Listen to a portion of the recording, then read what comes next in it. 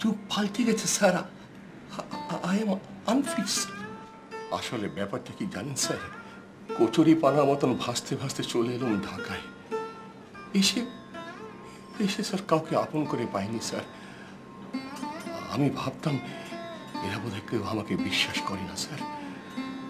তাই তাই স্যার আমিও কাউকে বিশ্বাস করিনি। আমি প্রতিষ্ঠানে অনেক করাপশন করেছি, তার চেয়ে বড় ক্ষতি করেছি স্যার আপনাদের মনে আঘাত দিয়ে। আপনাদের ক্রেডিটকে হাইজ্যাক করেছি স্যার, আপনাদের দমিয়ে রেখেছি স্যার। আমার কেন জানি মনে হতো স্যার সুযোগ পেলে আপনারা আমাকে তাড়িয়ে দেবেন।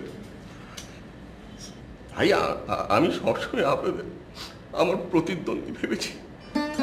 আসলে আসলে আমি নিজেই নিজের প্রতিদ্বন্দ্বী।